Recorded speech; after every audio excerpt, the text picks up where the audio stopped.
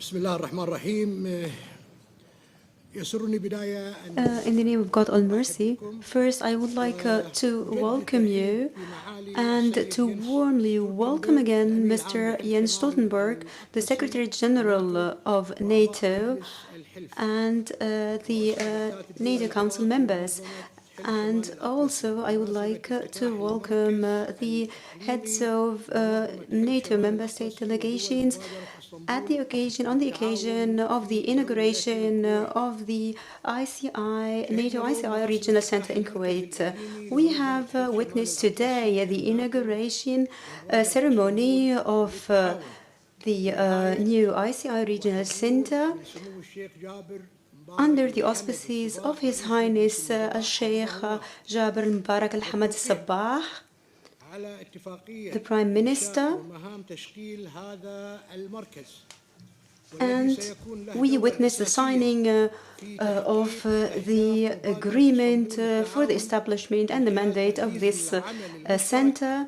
This center will play a major role in achieving the objectives of the ICI through enhancing the common work between NATO and our states of ICI. The common work will be enhanced in the fields of strategic analysis, civil emergency planning, natural disaster management, and public diplomacy. This center will also play a vital role in enhancing the ICPCs as well as following up on the NATO-Kuwait Transit Agreement.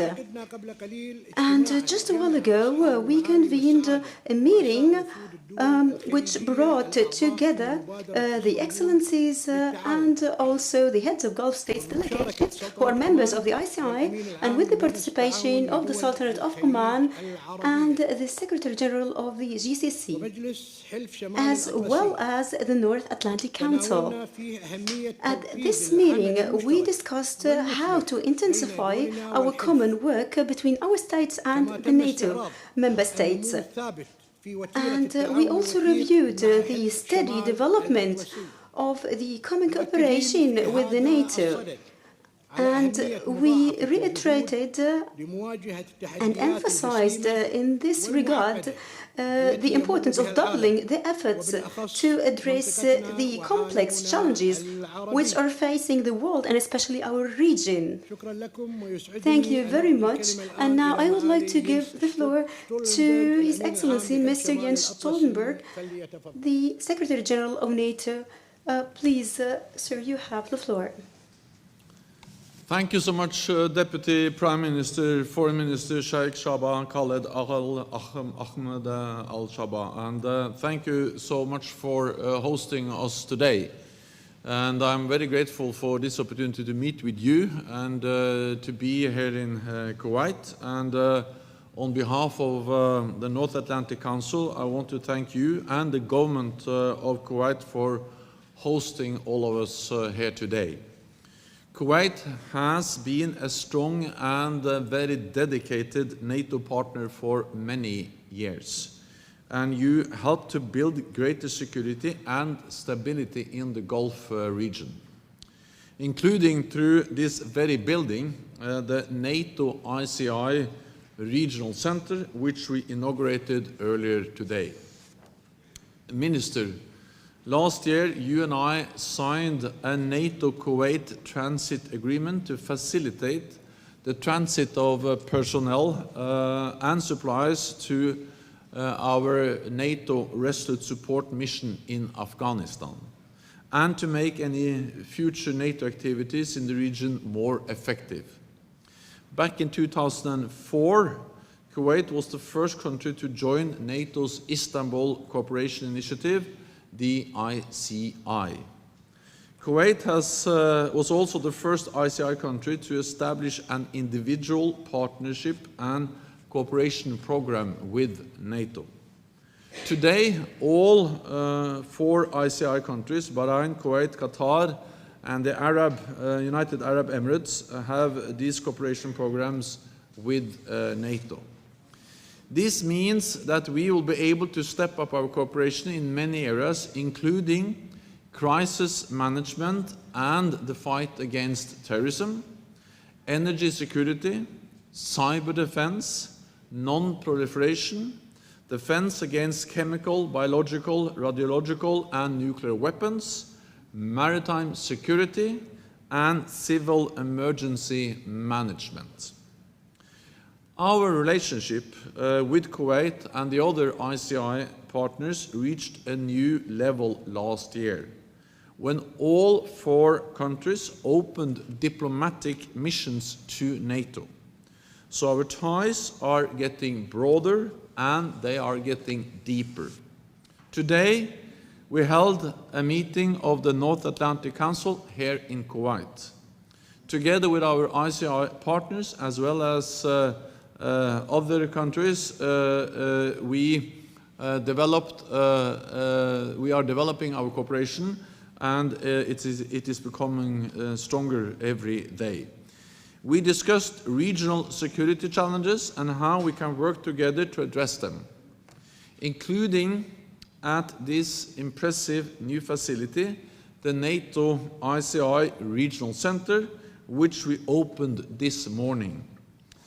It is the Alliance's first such presence in the Gulf, and this center will be a vital hub for our practical cooperation.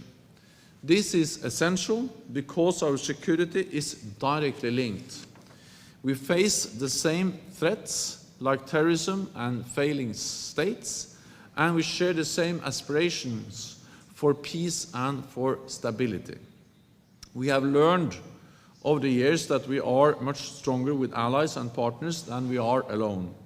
So I am extremely pleased that our cooperation with Kuwait and our other Gulf partners is reaching new heights. And I look forward to working even more closely together in the future, including at our new regional center here in Kuwait, a proud home for a promising partnership. So thank you once again for hosting us and for making this very center such a great success and enabling us to inaugurate it today. Thank you. Good afternoon, Salam Mubarak. Radio Sbar. Mr. Minister, there is a message directed to Iran. When are you going to convey this intended message to Iran, and what are you expecting as a response? And now that we have Mr. Trump as president for the US, what are you expecting from the American administration? Because Donald Trump has requested from NATO to increase their responsibilities and also to increase the contributions as well as other states. So what are you demanding? So who's going to be now financing NATO in future? This is a big question, Mr. Minister.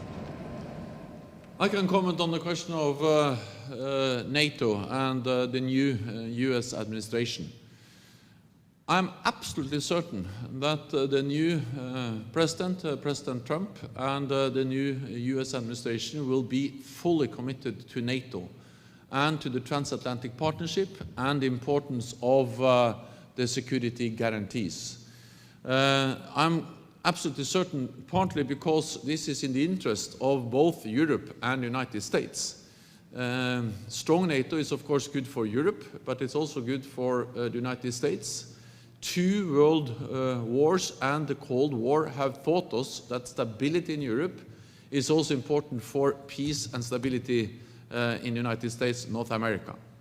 And we have to remember that the only time that NATO has invoked Article 5, our collective defense clause, was after an attack on the United States, 9/11/2001, and hundreds of thousands of European soldiers, but also soldiers from other countries have served in Afghanistan in an operation, military operation, which was a direct response on an attack on the United States. So I think this illustrates that NATO and the partnerships that NATO has established is of course good for European NATO allies, but it's also good for North America.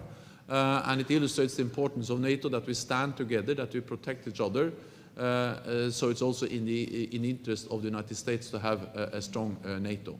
Second, I spoke with President-elect Trump just a few days after he was elected in November, and he conveyed a very strong message to me that he personally was very committed to NATO and the transatlantic bond. And yesterday evening, I had the privilege of speaking to the new Secretary of Defense, James Mattis, and he expressed strong support to NATO. He's an old friend of NATO. He has been,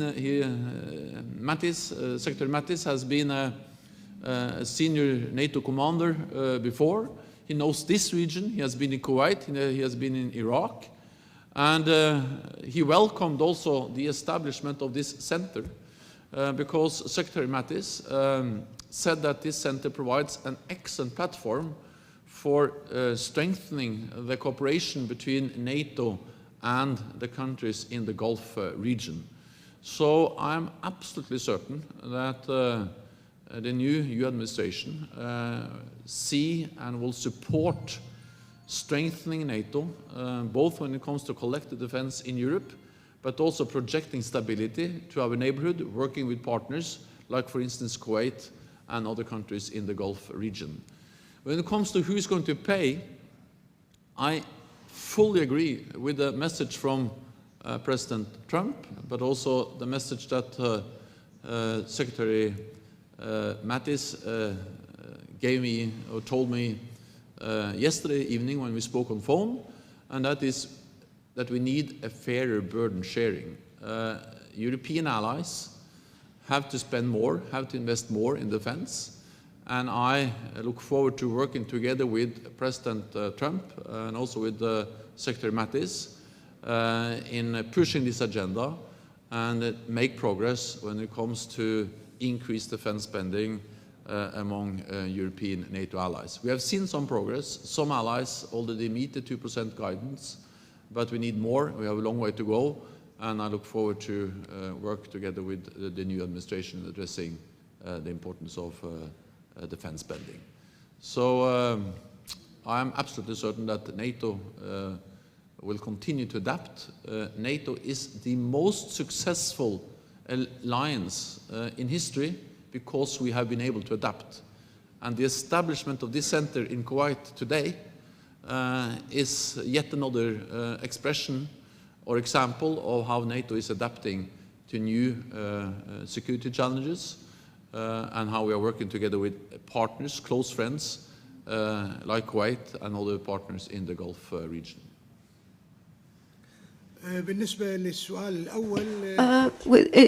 With regard to the first question, I will visit tomorrow Iran to convey a message from His Royal Highness, our Emir, to the President of Iran on the Iranian Gulf relations and all the issues that should be built on the international law and the relations established on the principles of the United Nations. Again, I would like to congratulate Donald Trump and the new administration for assuming office, and I wish the American president all success, and we look forward to continue our fruitful cooperation between our two nations at all levels. Please.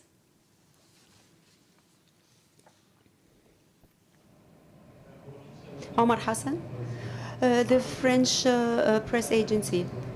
So this message that you're taking with you to Iran? Are they going to contribute to solve the problems that we have? Well, there is a genuine willingness and desire to have normal and fair relations with Iran. We are all partners in this region, and we have common interests, and we have huge capabilities on both sides, be it on the Iranian or in the Arab side. So opening a channel of dialogue and communication, I think this will enable us to better benefit from our capabilities and resources, and it will bring benefit to both sides. Please. Salah Al-Skini. You talked about this regional center to be a good place for future and more expanded cooperation. Do you envision this cooperation between you and GCC to reach a full-fledged defense agreement between GCC and NATO?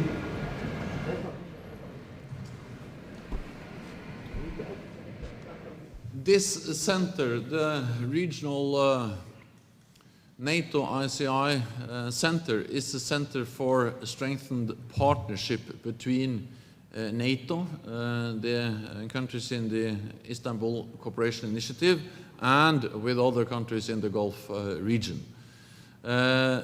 This is not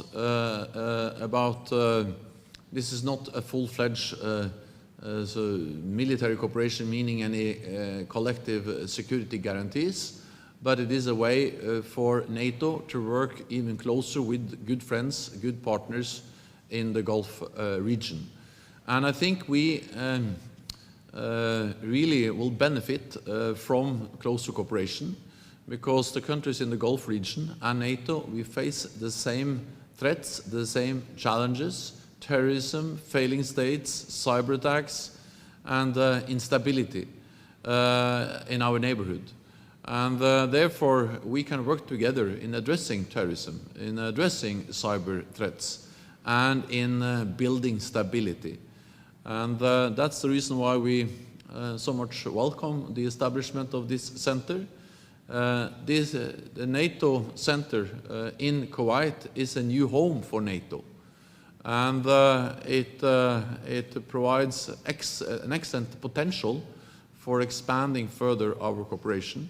And we will also provide mobile training teams from our Joint Force Command in Naples that can work together with personnel and officers in the region. So we will expand our cooperation, but this is about partnership, it's not about collective security guarantees.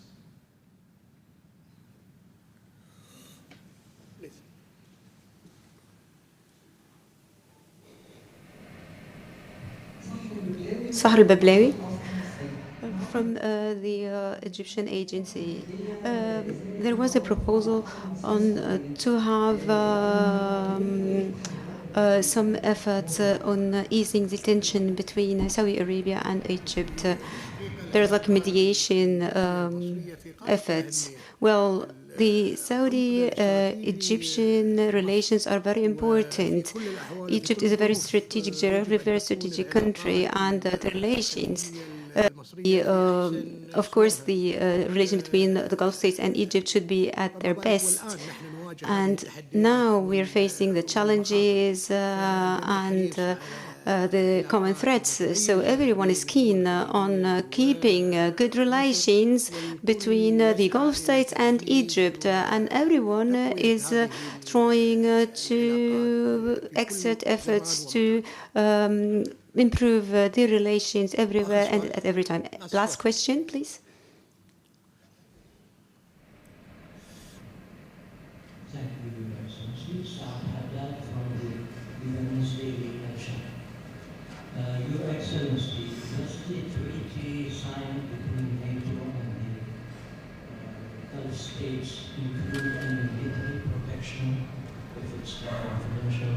And is the door open between NATO and the to to sign other treaties with the other Gulf states or the Middle East states? Thank you.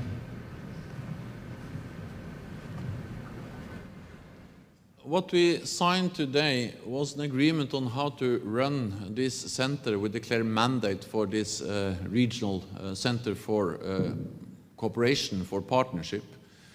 This is not a treaty on collective defense or security guarantees. But of course, by working together, by helping each other, we strengthen the security both of Kuwait, the other ICI countries, and NATO. Because by working together, we help stabilize our neighborhood, and when our neighbors are more stable, we are more secure. And when we work together, for instance, in addressing the all more important challenge of terrorism or cyber threats, then both Kuwait, the other Gulf countries, and NATO becomes more secure. So this is a contribution to make all of us more secure, to regional stability and to peace. But it's not a collective defense treaty. It is a platform for cooperation. It's a milestone, and it is a proud house for enhanced cooperation between NATO and the Gulf countries. شكرا لكم.